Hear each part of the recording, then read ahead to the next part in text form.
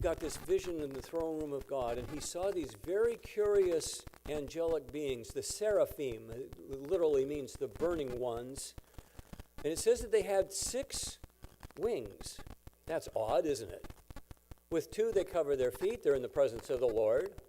With 2, they cover their eyes. They're in the presence of the Lord. And with 2, they fly back and forth in the throne room of God. Holy, holy, holy is the Lord of hosts. The whole earth is filled with his glory. But we can't miss that there is something here in Psalm 136 that speaks of God's love. And there's something very important here. It's the fact that it endures forever.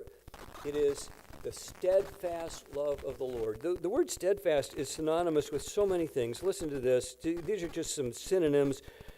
Thinking of how God's love is steadfast. It means that it is unfaltering.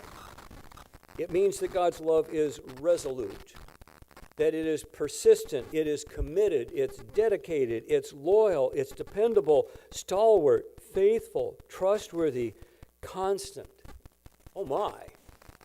All of that from this simple idea, the steadfast love of the Lord never ends. Oh, what a God we serve.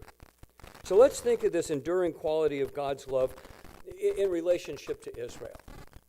Was there ever a time when Israel was not lovable?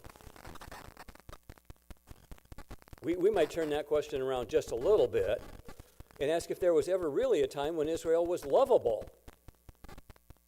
And over and over again, we see Israel's failings in Scripture.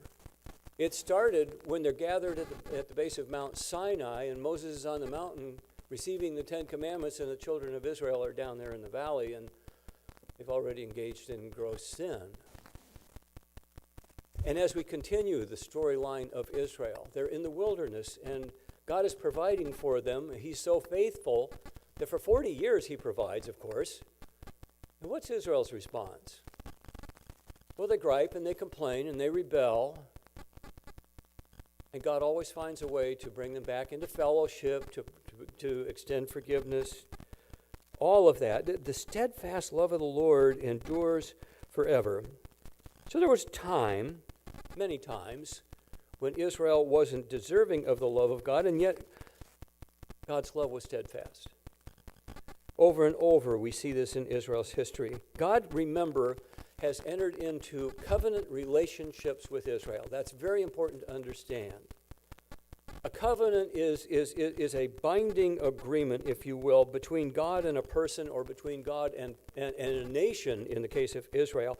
And it involves God making promises and setting conditions. And there are times that God says to Israel, I will do this if you do that. And so there are conditions upon it. But the covenants that we're looking at in regard to Psalm 1